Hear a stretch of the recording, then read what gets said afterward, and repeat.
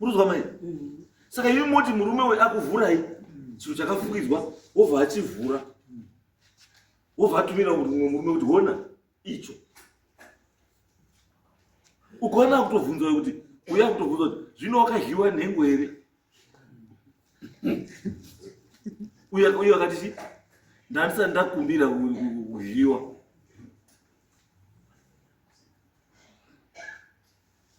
Imi mozvitora kuti wanga kanyi yakasina chii? Kasina basa. Munhu autotaura kuti ndakatorova kekutanga ndikarova kechingadi kechipiri. Kana wari ndiri kunyepera iro kagumbura chii. Discuss TV, inonakidza zvekuti kana wasalike pa FB wasubscribe futi kana wangofaiwa Ela mambo mtasi. Ndamira mambiri pedara mambo mtasi. Zvietso ndezvokwadi. Zvezvo chetaura ndezvokwadi. Ndikaimba chabatwa nemhosva. Ndikanyemba ndichabatwa nemhosva. Mwari anobatsirwa. Zita rinonzi Fidelis mwana muni kana kuti Mafungwana. Ndine mudzimai wangu anonzi Josephine Magara. Ndiri kumupawo mhosva yekudanana nemurume anonzi Darlington Manjisha aripa.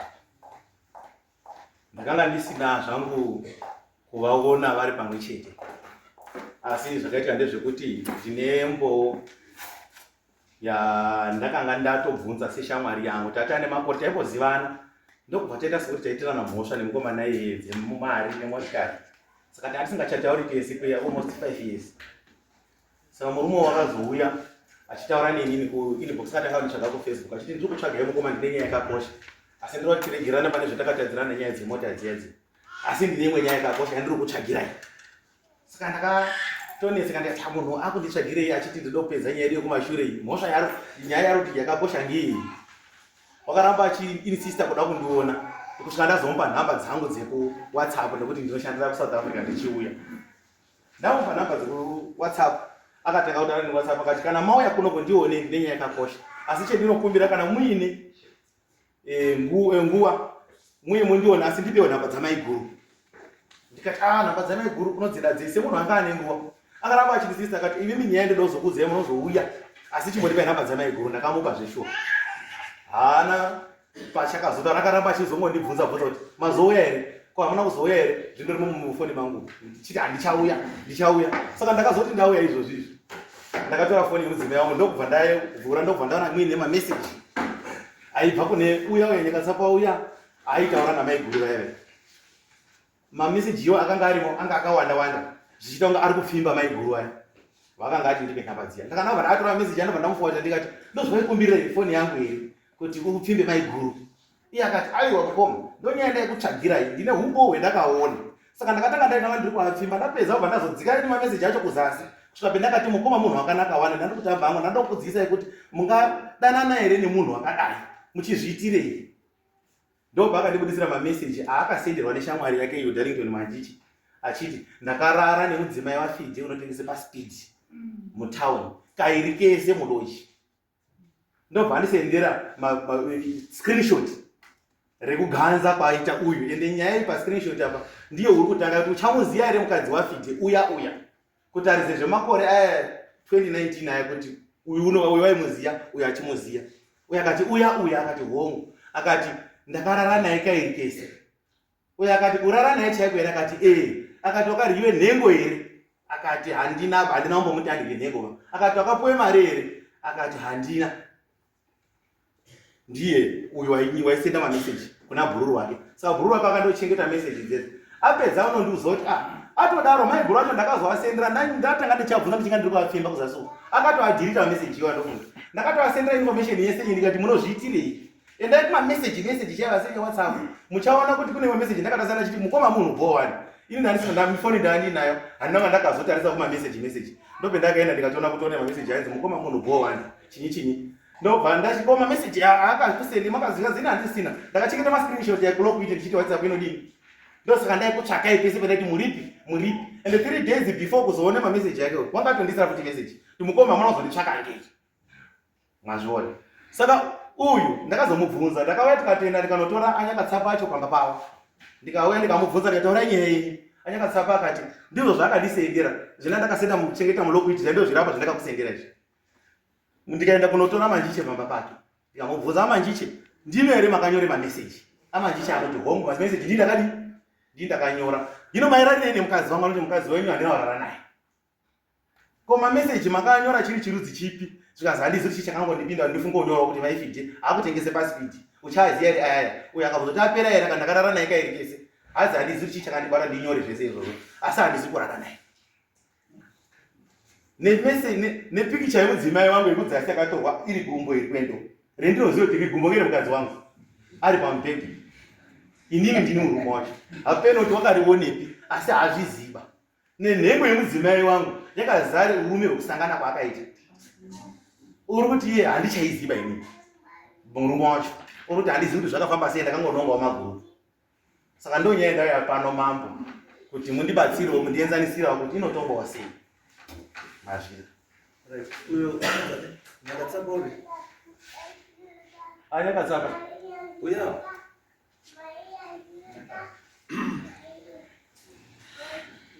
gara basi Manjiche zvino zvacho hazvidi kupedza nguva. Zvaunoziva unongotaura kuti izvi ndinoziva ichi handizivi, nekuti pamwe pacho ukazopedza nguva yedarika mutongo unowedzera kana wabatwa nemhosva. Pamwe pacho kungotaura chokwadi kakakakakaka ndizvo handisina kutaura kuti utanga ngoda kutaura ngenyaya rinongoti ungoriponde kune zvataurwa nemurume kuti murume uyo ari kutaura kuti iwewe mameseji aripo akasendera umwe munhu uchitaura iwe kuti undana nemukadzi nemapikicha aripo zvese zvaunazvo une chaunoziva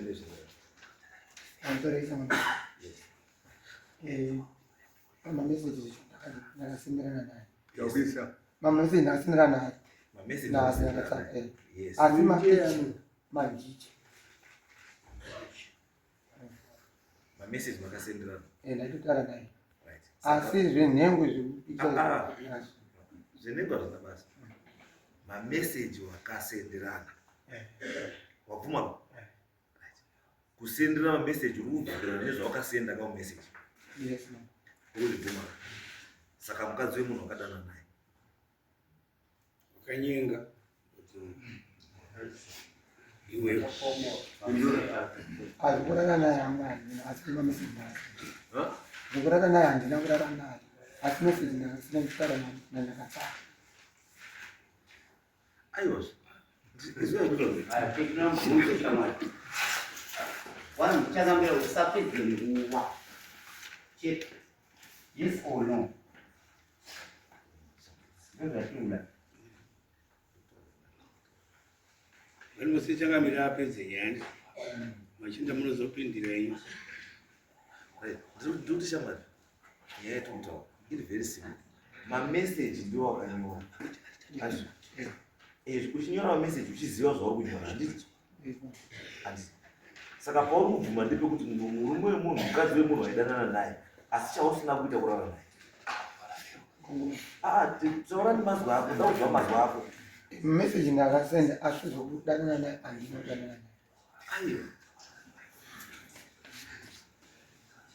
meseji wakasenda saka reason yekusenda meseji yako yanga iri chii? Haukuzivi unongopenga munhu wakaita sewe so kubva mukutora foni kwokutonyora meseji kwokutoendesa womira pamberi apo utora kuti handimuzivi chii chakandibata. Unoita zvekubobobo ivi nyakakabe muboboboka hatombonyori kana meseji. Munhu wemubobobo anoisa zvato zvandikuita zviri illegal handibvumidzi kurara nevanhu kana ndikatoita nevanhu asi hautomomona achikokutaurira achimotaura kuti ndakarara naye kana kuti handina ndakadai handina anenge akangonyarara asi achitongoziva ega kuti uyu ndakapedza uyu ndakapedza uyu ndakapedza uyu ndakapedza anozvizira. Asi iwe ukwana wakuita courage kunyora mutsapa dai wanga kutonyorera mukadzi wacho zviri nani kutonyorera umwe munhu asinei chekuita nemukadzi iye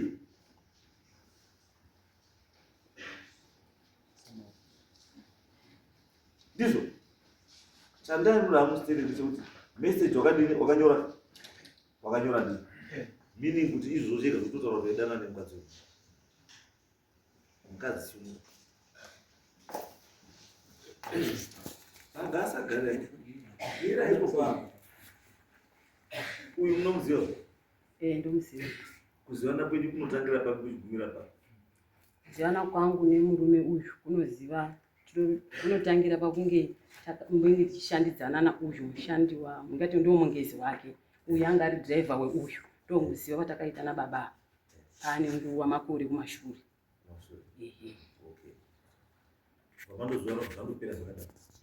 takambofambidzana ndobva mota yacho yataishandidzana nayo ndobva zvangopera.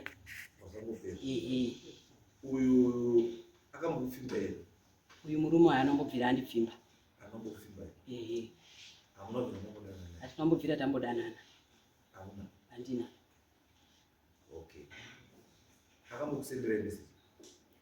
Message anombobvira akandisendera. Pane akambokusendera message? Bati? Pane here akambokusendera message? Message yekupfimba murume uyu akagara pandi akandisendera. Ndiye akakusendera? Akusenderai vamadini? Murume uyu akandisendera message achindipfimba. Achindipfimba ndobva ndikati bamunini mukadaro here kupfimba inini kulezi wenyu taishandidzana mune zvakanaka wani. Ndobva nditi aiwa maiguru mubva mandirambawo mamuri kudanana namanjiche wani saka inini muri kubva mandirambirei. Ndikati manjiche upi? Zvikanzi manjiche womunoziva vekare yeye. Ubva ndisendera mameseji ekukurukurirana kwavava vachiita vari vaviri. Ndikati ndo zvamamutaura namanjiche pamusoro pangati ndobva atosenda namapikicha acho zvikanzi mapikicha anzengenyi. Ndikati bamunini handizvizivi zvomuri kunditaura. Zvikanzi ndo zvaatotaura manjiche. Ndikati ndipe namba dzake ndimufonere. Abva atondisenderawo namba dziyazi. Ndobva ndamufonera manjiche. Ko manjiche ko ndeipi yauri kuita nanyakatsapa zvekuti ungabva usenda kutototi wakadanana nenini? Takambodanana here? Ndakambodanana newe kuti utaura zvekuti takatorara tese kuloji yekudowntown takamborara tese kupi? Zvikanzi handizvizivi ivi ndoda kutomufonera tomuti iwe chii chauri kudini chauri kuita? Ndikati aiwa asamudarozve murume wangu toda kutomutaurira pane zvomadini izvi pane zvamaita izvi. Murume handina kumutaurira tatisiri kuwadzana mune zvakanaka. Ndokumbirawo changamiri kuti ndimbo pane pandinoda kumboonesa. Alright. I think mazwa muchitaura hanzi tinodhira nenyaya dziri dzamangarwa chete. Dzimwe dzese kana paine dziri kuseri dzisina zvadzinotibatsira panyaya iyo hatinei nadzo. Inini pangu pandinoda ndati mataurirwa imi mukadzi wemunhu akawimbika wataurirwa iwe kuti pane murume arikufamba ari kuti akadanana newe atore nemapikicha ako egumbo rako anotoziva gumbo rako kutsvuka parakaita. Handiti pakatsvuka unopaziva, pakasvipa unopaziva, pakakora unopaziva, pakatetepa unopaziva. Wobva asvika pekutora pikicha yegumbo iroro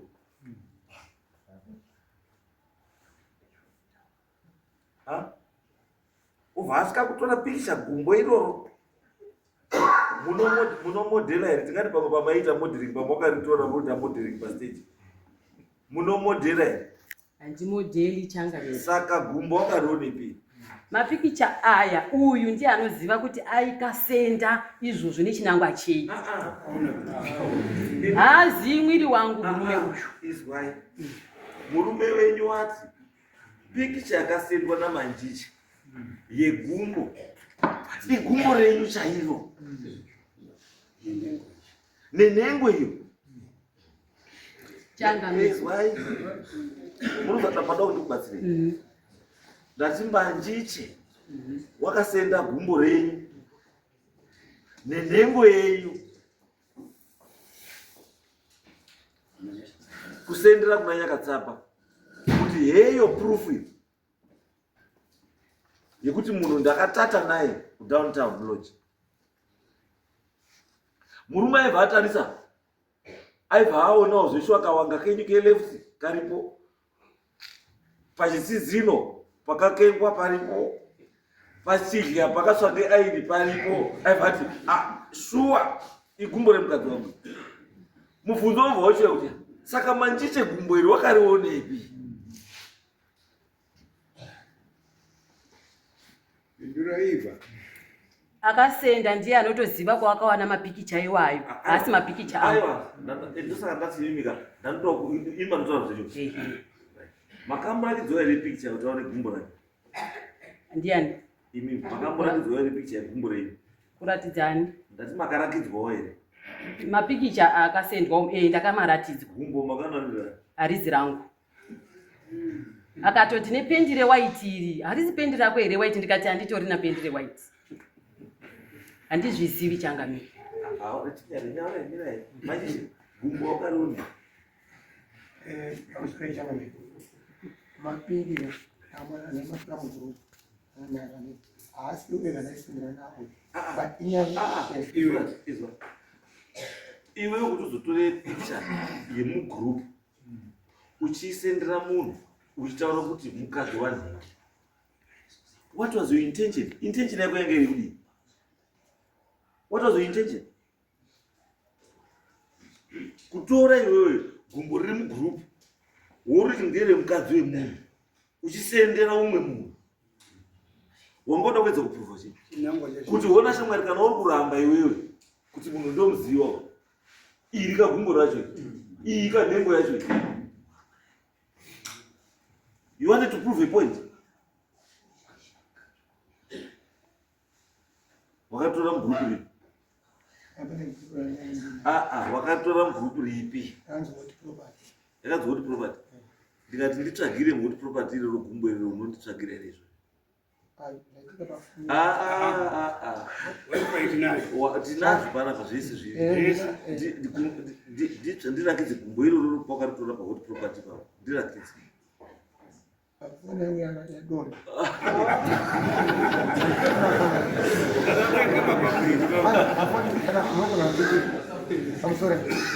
Foni anachipanza inga baubasa kwa fona ngwa ichichaji foni ya dona saka foni zvekuti wabva kupika tinazvo. Ndakubvunza mubvunzo wanosina kupindura. Ndakubvunza mubvunzo wekutanga wausati wapindura. Ndati kusendera mukadzi ivi nyangwe gumbo iroro wakaritora muhot property. Asi uchisendera umwe murume uchiti igumbo remukadzi wanhingi. What was your intention? Wangauda nyaya yako wangauda kuratidza chii? Tati alright, harisi rake. It's okay, fine, harisi rake. Asi intention yake yekutora gumbo risiri rake uchisendera munhu uchiti gumbo rake. Intention yako yanga iri kuti munhu hati chii?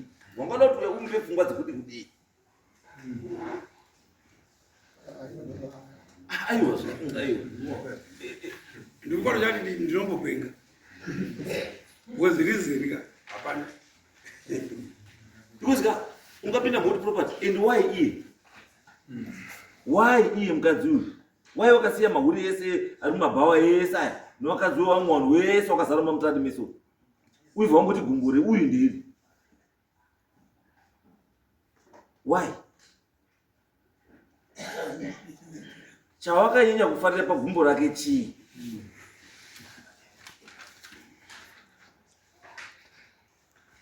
Pambo makupedzera nguva. Vanokumbira ruregerero zvokuti tisatipedzere nguva. Ruchiwa? Wakaita ruchiwa? Saka waita ruchiwa? Ruchiwa zvaita ruchiwa vhodi? Munhu uri apo. Waita ruchiwa. Wakaita ruchiwa uyu uri apo? Vhodi. Aiwa. Kana kupimba kwacho vanokupimba. Saka ruchiwa rwako rwari rwei? Zvawanga ruchiwa wakabudisa kapapicha. Havana kukumbira. Wanga ruchiwa gumbo nenhengo. Ndozvinhu tu zvawanga ruchiwa izvi. Ndosaka wakasa wazvipikisha zviri tu. Because ndo chai zviri tu zvawakanyanya kuda izvi. Gumbo nei nenhengo. Saka izvi zvitori apa urikutogwagadzaka urikutozviwetera kwakapinda pasaidhi. Ndakuisa kapasaidhi.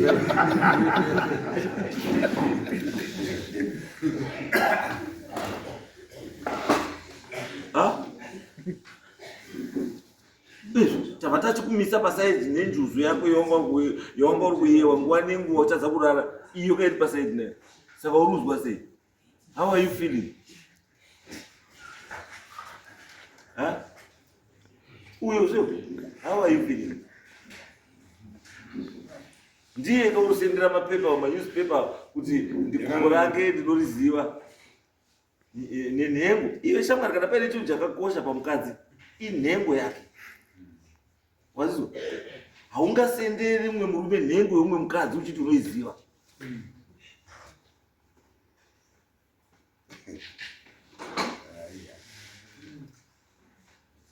Because nyaya iripo ndeyekuti pandakuita dambudziko namai imimi, dambudziko rangu nemi ndeyekuti chinhu chiri so sensitive like kuti gumbo renyu ratumirwa mumwe murume asiri murume wenyu, nhengo yenyu yatumirwa mumwe murume asiri murume wenyu, handiti? Then you decide to keep quiet, kuichengeta muhana menyu. Asi waudzwa kuti ona gumbo rako iri, iwe uri tongoti you are satisfied nekuti hanzi pen rewhite hana pen rewhite bed. Chakakosha pen rewhite kana repingi kana reblack kana chinhu chakafukidzwa nependi. Chinhu chakafukidzwa nependi ndio chakakosha. Because chinhu chakatumirwa nemunhu uyu achitumira uyo chine ukoshwa, ndio saka chichifukidzwa. Uruzwa mai?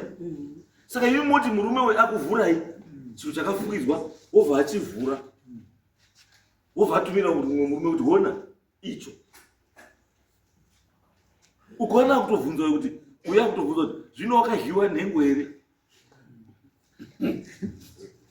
Uya akati ndandisati ndakumbira kuzhiwa.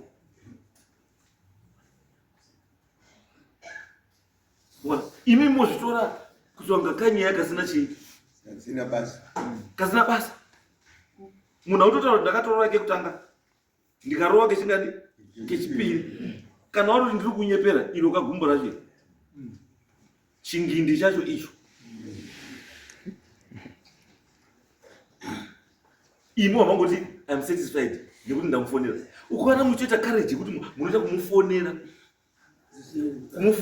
kumubvunza sei watumira bhurugwa rangu, kana sei watumira nhingi chingindi changu. Murume akakuroora hauna kumutaurira. And all this information wakuchitoiwana kubva kumurume, kushamwari yemurume kuti wona izvo kaizvo ari kutaura ndeuyu, then wobva wabata munhu iye with kids gloves. Because inini dai mamusikazivi nyaya iyi, the first thing chamaita pamakatumirwa mamessage kwakurumhanya mapurisa. Well, it's a criminal offense. It's a criminal offense. Kumhanya mapurisa wona munhu uri kunditumira izvi, watumira nhingi zvakati, uyo uripota zveshuwa zvinhu zvirape akanditumira ndeuyu, ende wabvumwa zveshuwa kuti ndii ndakatuma. Ati ndakatuma asi muri handidini handizvizivi, asi mavamhanzoka back into your cocoon kuenda kurara kutorara hope. Ivi muri zva kuti bhurugwa renyu nechingindi chechidu chiri kutendera nyika yese, chiri kutenderedzwa mafoni ese. Chingindi chenyu chapa what property?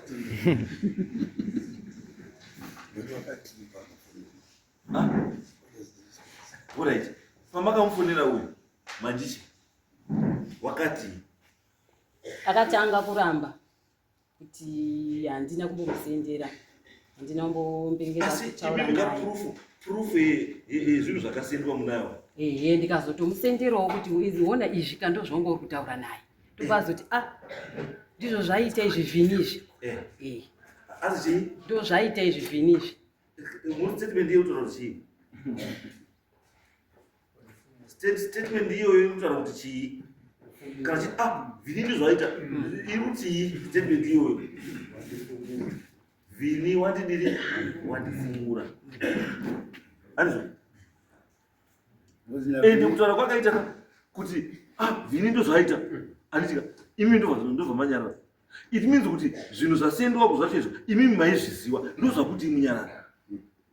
Because hamungatauta kuti vhini ndozvaita andika imi mobva madini Vhini secondary vhini ana basa uyu munhu wacho wamutokomunikera naye toda kuti vhini ndozvaita andika mamutotonga musina basa naye munhu amane basa naye ndi vhini why mane basa na vhini it's because vhini afumura chii afumira kure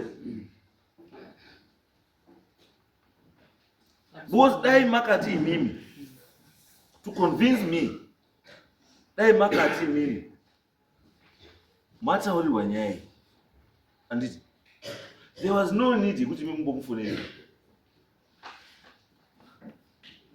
the first person wamaitanga kufonera kutaurira nyaya iyi mainzwa murume wenyu then mobatana nemurume imimi nemurume muri 2 mochibatana nemurume morwisani Manjiche mochirwa kuti intention yaManjiche yanga iri yechi mukazi imimi ndi mune nyaya but muri kumirira kuti murume ndiye achadini because aifana nga yakumangana nyaya kuti munhu ndiye ndiwe pano aifana unga amangara nyaya iyi ndiani ndimo kusubisa ona mbeyo ine aifana kuya kumangana nyaya ino kuno kudana ndiani aifana kuya kumangara nyaya iyo iyi ndini kwamuri chinangana nyaya iyi Manjiche ndokumbirawo kuti ndimbotsanangura pane pamwe nyaya iyi Manjiche anoziva maitire akazviita kuti sei akatora mapikicha nekusenda mameseji handiti achisendera shamwari yari pamusoro pangu foni ndakauya kutorerwa pabasa pangu nemudzimai wababa wemurume wangu vatora foni pabasa pangu obva atafonerana nomurume wangu agari kuno kwatogara South Africa obva amudaidza kuti foni ndaanayo ndatora chiuya kutaura kuti nyaya iyi vanhu vakaironga vaigadzira pamusoro pemurume uyu nekuti handina zvendinoziva ini mati akakotora foni ndiani mudzimai wamurume wangu yake ni mapikicha abuda anga asina kufoni kwangu hakuna chabuda kuno information yabvira saka foni yenyu inei nechikuita nenyaya kutorwa kwefoni yenyu kune chii saka alright ayo foni yenyu kutorwa kana kusatorwa inei nenyaya yaManjiche ndo zvendiri kutaura kuti mukadzi umwe ungauya kubvuta foni yangu kuti ataurire murume kuti honai mameseji aya here ndati mameseji aya aManjiche mufoni menyu manga musina wakatodhilita iwo ayo anga asima handiti mamusina handiti kana mamusina saka dambudziko renyu nefoni yenyu nderei mamwe nemanutu amai apa mufoni ndozomukutaura ke munombotorwa mapikicha musauko munoziva zvakaitika nyaya yabuda uko kuti ndo mafu asendwa nani naManjiche uko handiti uyu paakauziwawo paakafonirwa neuyu kuti iwe ko waita sei wasendera mapikicha uyu handiti uyu wakabva adhilita communication yese yaita naManjiche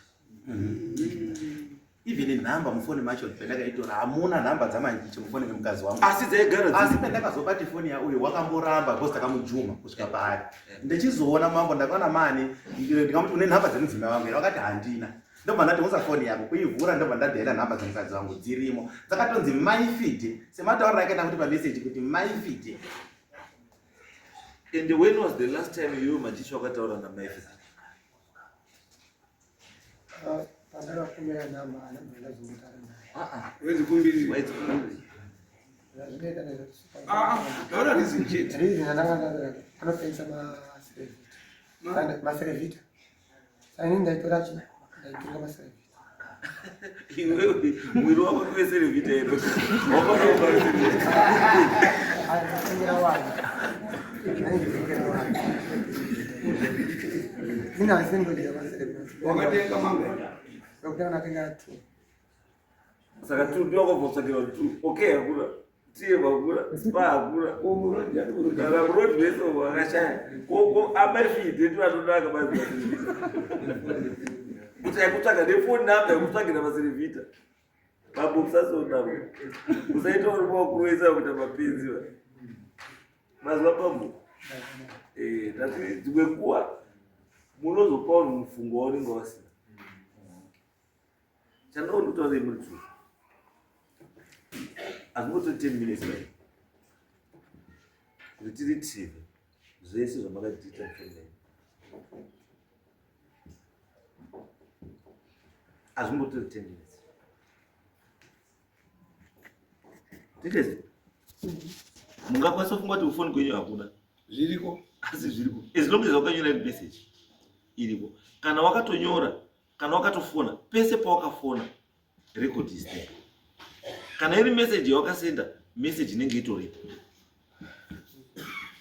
titese manji sandusha manditaurire chokwadi ndisanda waste petro yangu kuza ndimontori 10 minutes ndokuumisa ipanze 10 minutes andoruma yatoita zvinoda kuita todzoka panapa taura kuti sakusapisa dare ngo ari mamesezi zvichiwa changamire ndakafema asi zvakundotanga nembazi yangu intention ndeyawatadza kutsanana kuti wakazviitira chii iko pamanje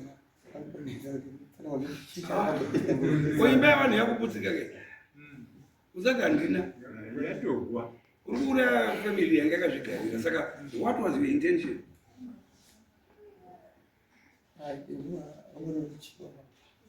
ruji wasina kupimba kana mukazona saka nyaya yako kuti unoda kutenga maservita wangorifuswa maservita unoti aunoti une mari wachije ma$20 because it doesn't make any sense. You're wasting our time. You're wasting our time. Taura nyaya yenyu apa guys depends tende mberi. Unakawesa wakamira mwana nyaya dzinotongwa pana. Because you can't tell me kuti iwewe nengo yako yatumirwa pafoni, gumbo rako ratumirwa pafoni, then that's an direct nini. Anditi. Pauri, you keep quiet. Kutoka pasina chaitika. Iwe wotora nengo yomurume mukadzi umwe woendesa osendera kuno mumwe munhu. Andi what andu simuzenda kaparwa chipapara dzumwe. Mameseji kusenda ndaka asi nyengo ina nyengo nekenda. Ndokana mali zvakaitaura ndosaka tati intention yako kusendera uyo yakanga iri yei uyo inyaya kuti handizivi kuti ndakamushaishira kuti chii inyaya kuti kana mameseji zvinhu zvandati nechitaura naye akaina una awa chiti zvese ndaudzwa namanje ndimanje aiwa iwe andokamufundire ndosati kubvunza toimusendera kuti adii wedi uzvinyarani ane mhosva chakadini tati waimusendera yekuti adini ndopane nyaya ipapo wanga uchisenda kuti adini ndopane nyaya ipapo izwa taurai zvekudhiraivhirana motikari zvekuti mari yauya iri petro yakwira yadzika dhiziri radai nhasi chinja rikutoita kuharare ndine hayaringi apurisa ari pakati gura $5 chakati isoso handizo izvo ndozonyaya dzei noti nyaya yekutumira munhu pikicha yegurugwa remukadzi wemunhu negumbo remunhu on top of that uvototaura kuti rano ndakatorova iri downtown lodge because ukona zvakuti chausiri kuona iwo chinhu chiri very simple unotipa dzimwe pfungwa dzekuti downtown lodge ka haisi kubritain ka we can go there and take it totowana marekodzi anenge aripo totopiwa marekodzi zveshe wamanjishe musi wakati panapo ukarara panapo mazuva ano nyika yangwara kune makamera ekure tinongonoretriva makamera ezuva iroro totoona kuti pawakapinda ipopo ngoinani uzwa manjishe nyika yangwara uzandoa nyika yangwarisa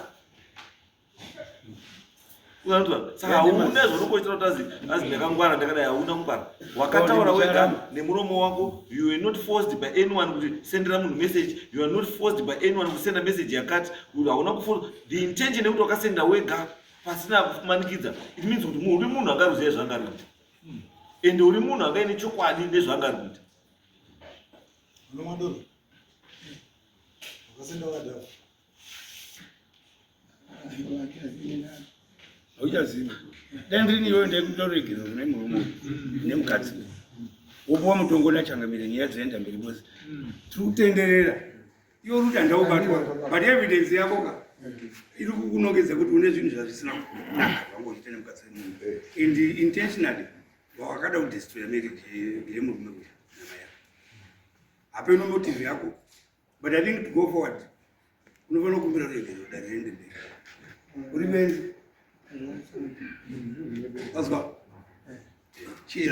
chekutanga chakauta one people must learn zoti chakashata chakanaka and people vanofanira kuziva mutemo kuti mutemo unoti chii zvawakaita zvekusendera zvinhu manude pictures nechii ukaverenga mutemo munyowani uripo izvizvi unokutaurira kuti cyber crimes that's a cyber crime notopinda mukati izvozvi murume ndakuchiti murume ive mukadziwo endawo ripoti mapurisa uchibva panapa kuti uyu munhu akasenda message kune munhu achiti nhengo yangu ichi yangu without my permission, without my knowledge.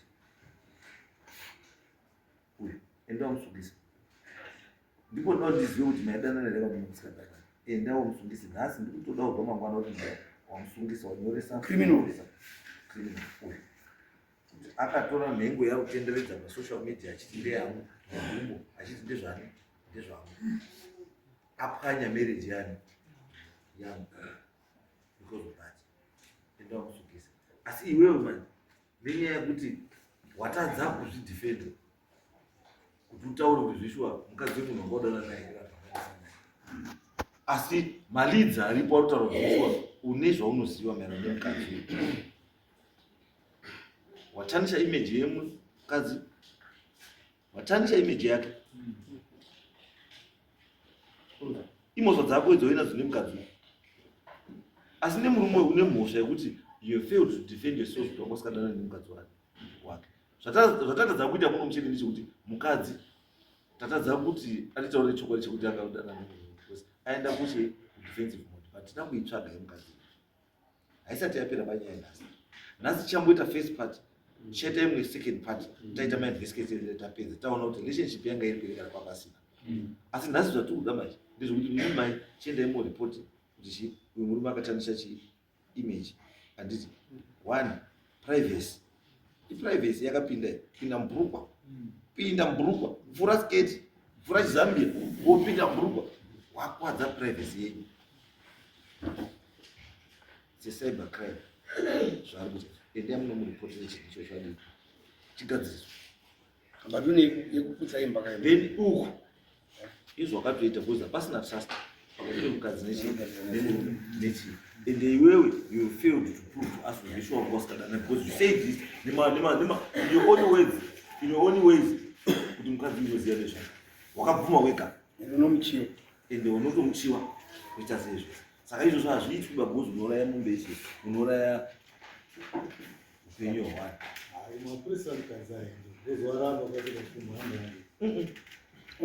kana aramboti asirake ayo ngaashimanga nokuratidza kuti hana zana ayo ndipo mapurisa ndio achapudza kumbudira ayo makumbokani achataura kumbudira ndeuyu achatora kuhot 90 kuhot spot kwataura kwandiko ndakamatora kwati foni yabva yadonha ari kuya kuno ayo uyo makumbo unoaziya ka isati kuti mudani munomubudisa makumbo muridzi wemakumbo uyarapo kuti gumbo uyo wati gumbo ngere mukadzi wako ngere mukadzi wako saka mapivi chacho unaro igumbo iri saka kuti iwewe mukadziwe chiendawo mhangarire uyu mapurisa because evidence iri apo kuti uyu ari kufambisa musocial media gumbo rauti nderani iyo risindirani uyu ndiye achazotaura ega kumapurisa manje kuti gumbo rigerani wakaritorei zvake zoti foni yapewa zvoti aziyadona ndakuyawo koti yebva yadonaida foni iyoyo onyeperedza saka nyaya yako nemurume watadza kuzvidefenda wafeila kuzvidefenda wagona iro zvidefenda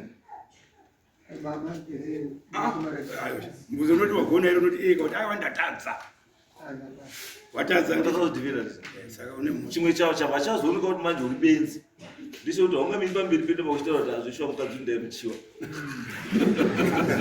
ukazive munhu ubuda kutaura pamberi kuti uchiwa ndaimuchiwa saka zvaka zvaenda kunolinga kuti ruchiwa rwako rwewo nemapicture zvakutipa imwe anza, ruchiwa plus mapicture zviri kutipa imwe anza. Saka izvozvo izvoka kuti murume wayagadziganika tichimbopedza yako yecybercrime tichimboita nekuita mafederal investigations. Part 1 ndikupera nhasi. Part 1 ndekuti iwewe zvawakaita hazviiti hazvibvume nemutemo, zviri dangerous. Uchabhadhara murume wemombe 5. That's date 19 July. By 19 August unofanira kubhadhara 2. Kana usina mombe 2 izobhadhara 350 pamuvenesheni. Then dzimwe dzacho patinosvika November dzofanira kubhadhara 30. Unobhadharira pamama kuti Iyo asabalo. ndo nyaya yekutanga iyi. Iyoyi yekuti wakonzera Mushaye munhu. ukanyika kwemhuri, washaisha zita remunhu social media, waita sei zvakawanda zvaurikuita nekuchiwa mukadzi wemunhu. Kana bhaibheri chairo rinotaura kuti ukachiwa wafanana nemunhu wadini apomba. Nokawakamira pamberi pemisoro yese vari kuwedzera kuti mukadzi uyu ndamuchiwa, tapata kumisa kapasaidi naye uyu murume wacho ndeuyu. Mombe 5 19 August 2 dzinofanira dzabhadhara or equivalent 350 pounds. Then part 2 tinoda kuita ma-investigations edu necoordination nechii zvakakuita tichakudaidzai maini Muri kugara mese. Saka mai munofanira kubhadhara, munofanira kuripa. hatisi kugara tese, vari kugara nemudzimai wako. Makadzoswa kumberi. mirai Imai. iyo ngatisiyane naye because munhu akanaine wakadzi wake 5 ngewake. Asi une mhosva kake kumunhu. Uyu tati yake Unayo pamberi. asi tiri kuti part 2 patikuita ma-investigation Shamubati. ndo patikubata neyake. Because right now hatina anything chatirikwanisa kumubata nacho chekuti atara kuti akada, because uyu his word against her word. She is saying anobva ndamudana naye. Inyaya dzake dzari kuronga kwake handitozvizivi naye handisha. Saka tikati chazotsvaga tikati titsvage idu mupati 2. Umbati. Kana takudzvanya tochikubatwa neyako chii mhosva. Asi mupati 1 tambobata uyu. Patikupinda mupati 2 tapedza ma-investigations edu tichakudaidzai futi pano tozokutaura kuti pataita ma-investigations paya tsvagurudzo tasangana neizvi neizvi. Amai hamuna chii mhosva, kana kuti mai mune chii mhosva. Kana apindawo ainewo mhosva yake wobva wapindawo mugango sechii sewama. Hanzvo for now tokudaidzai part 2. Mai ndidowa nhamba dzenyu nomasiya nhamba dzenyu dzefoni dzamuri kushandisa apa.